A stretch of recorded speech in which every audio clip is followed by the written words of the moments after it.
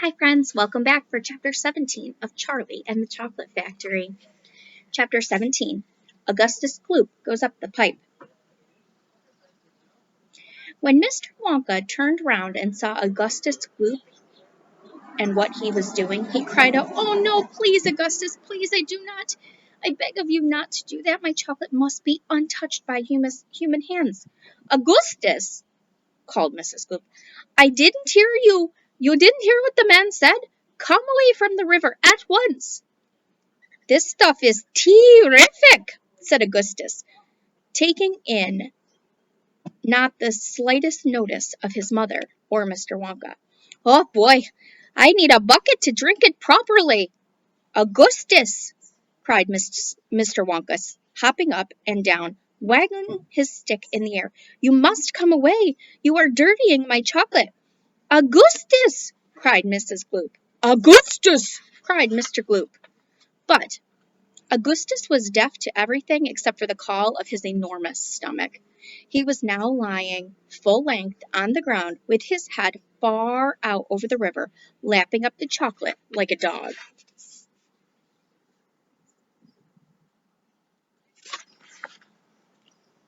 "Augustus!" shouted Mrs. Gloop, "you will be giving that nasty cold of yours to about 1,000,000 people all over the country."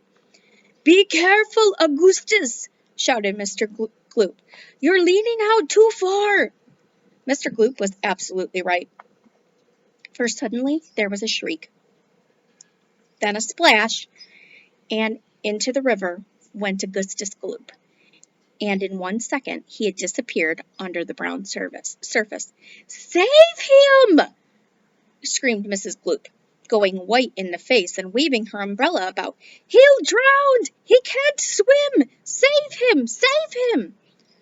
"Good heavens, woman," said Mr. Gloop, "I'm not diving in there. I've got my best suit on." Augustus Gloop's face came up again to the surface, painted brown with chocolate. "Help! Help! Help!" he yelled. "Fish me out!" "Don't just stand there!" Mrs. Gloop screamed at Mr. Gloop. "Do something!" "I am doing something," said Mr. Gloop, who was now taking off his jacket and getting ready to dive into the chocolate. But while he was doing this, the wretched boy was being sucked closer and closer toward the mouth of one of the great pipes that was dangling down into the river. Then all at once the powerful suction took a hold of him completely, and he was pulled under the surface and then into the mouth of the pipe. The crowd on the riverbank waited breathlessly to see where he would come out. "There he goes!" somebody shouted, pointing upwards. And sure enough, because the pipe was made out of glass, Augustus Gloop could be seen shooting inside it, head first, like a torpedo. "Help! Murder! Police!" screamed Mrs. Gloop. "Augustus, come back at once! Where are you going?" "It's a wonder to me," said Mr. Gloop, "how that pipe is big enough for him to go through it." "It isn't big enough," said Charlie Bucket. "Oh dear, look, he's slowing down." "So he is," said Grandpa Joe. "He's gonna stick," said Charlie. "I think he is," said Grandpa Joe. "By golly, he has stuck," said Charlie. "It's his stomach that's done it," said Mr. Gloop. "He's blocked the whole pipe," said Grandpa Joe. "Smash the pipe!" yelled Mrs. Gloop, waving her umbrella. "Augustus, come out of there at once!" The watchers below could see that the chocolate swishing around the boy and the pipe, and they could also see it building up behind him in a solid mass, pushing against the blockage. The pressure was terrific. Something had to give. Something did give. And that something was Augustus. Woof! He shot again like a bullet in the barrel of a gun. "He's disappeared!" yelled Mrs. Gloop. "Where does the pipe go? Quick, call the fire brigade!" "Keep calm," cried Mr. Wonka. "Keep calm, my dear lady. Keep calm. There is no danger whatsoever. Augustus has gone on a little journey. That's all. A most interesting little journey. But he'll come out of it just fine. You'll wait and see." "How can he possibly come out just fine?" snapped Mrs. Gloop. "He'll be made into marshmallows in 5 seconds." "Impossible!" cried Mr. Wonka. "Unthinkable! Inconceivable! Absurd! He would never be made into marshmallows." "And why not, may I ask?" shouted Mrs. Gloop. "Because that pipe doesn't go to the marshmallow room," Mr. Wonka answered. "It doesn't go anywhere near it. That pipe, the one Augustus went up in, happens to lead directly to the room where I make the most delicious kind of strawberry-flavored chocolate-coated fudge." "Then he'll be made into strawberry-flavored chocolate-coated fudge!" screamed Mrs. Gloop. "My poor Augustus! They'll be selling him by the pound all over the country tomorrow morning." "Quite right," said Mr. Gloop. "I know I'm right," said Mrs. Gloop. "It's beyond a joke," said Mr. Gloop.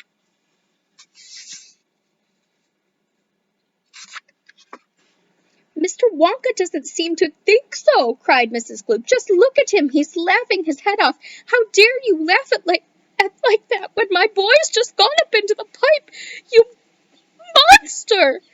she shrieked, pointing her umbrella at Mr. Wonka as though she were going to run him through. "You think it's a joke, do you? That you think that sucking my boy up into your fudge room like that is just one big colossal joke?" "He'll be perfectly safe," said Mr. Wonka, giggling slightly. "He'll be chocolate fudge!"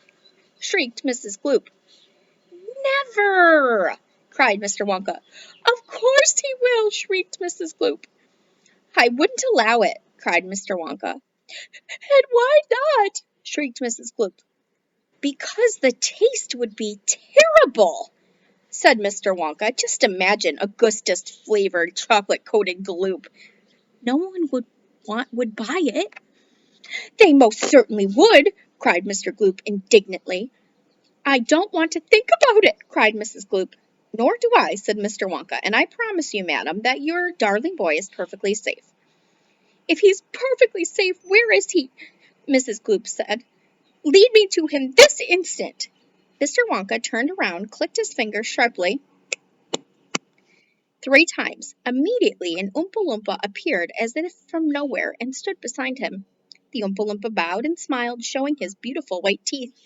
His skin was rosy white, his hair was golden brown, and the top of his head came just above the height of Mr. Wonka's knee. He wore the usual deer skin slung over his shoulder. "Now listen to me," said Mr. Wonka, looking up at the tiny man. "I want you to take Mr. Gloop and Mrs. Gloop up to the fudge room and help them find their son Augustus. He's just gone up into the pipe." The Oompa Loompa took one look at Mrs. Gloop and exploded in peals of laughter. "Oh, do be quiet," said Mr. Wonka. "Control yourself. Pull yourself together. Mrs. Gloop doesn't think that it's funny." "You can say that again." "Straight to the fudge room," Mr. Wonka said to the Oompa Loompa, "and when you get there, take a long stick and start poking around inside the chocolate mixing barrel. I'm almost certain you'll find him in there, but you better look sharp. You'll have to hurry. If you leave him in the chocolate mixing barrel too long, he's liable to get pulled out into the fudge boiler. That really would be quite a disaster, wouldn't it? My fudge would be quite uneatable." Mrs. Gloop let out a shriek of fury. "I am joking," said Mr. Wonka, giggling madly behind his beard. "I didn't mean it. Forgive me. I'm so sorry. Goodbye, Mrs. Gloop. And Mr. Gloop, goodbye. Goodbye, and I'll see you later." As Mr. Gloop and Mrs. Gloop and their tiny escort hurried away, the 5 Oompa Loompas on the far side of the river suddenly began hopping and dancing about and beating wildly upon a number of very small drums. "Augustus Gloop," they chanted. "Augustus Gloop, Augustus Gloop, Augustus Gloop." "Grandpa," cried Charlie, "listen to them, Grandpa. What are they doing?" "Shh," whispered Grandpa Joe. "I think they're going to sing us a song." "Augustus Gloop," chanted the Oompa Loompas. "Augustus Gloop, Augustus Gloop. The great big needy nincompoop. How long could we allow the beast to gorge and guzzle, feed and feast on everything he wanted to? Great Scott, it simply wouldn't do. However long this pig might live, we're positive he'd never give even the smallest bit of fun or happiness to anyone. So what do we do in cases such as this? We use a gentle touch." And carefully we take that brat and turn him into something that will give us pleasure to us all, a doll, for instance, or a ball, or marbles, or a rocking horse. But this revolting boy, of course, was so utterly vile, so greedy, foul, and infantile. He left the most disgusting taste inside our mouths, and so in haste we chose a thing, come what may, would take that nasty taste away. Come on, we cried, the time is ripe to send him shooting up the pipe. He has to go, it has to be, and very soon he's going to see, inside the room to which it's gone, some funny things are going on. But don't, dear children, be alarmed. Augustus Gloop will not be harmed, although, of course, we must admit, he will be altered quite a bit. He'll be quite changed from what he's been when he goes through the fudge machine. Slowly the wheels go round and round, and cocks begin to grind and pound. 100 knives go slice, slice, slice. We add some sugar, cream, and spice. We boil him a minute more until we're absolutely sure that all the greed and all the gall is boiled away for once and for all.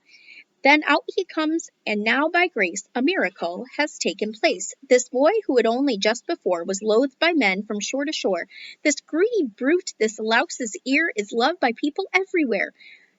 For who could hate or bear a grudge against a luscious bit of fudge?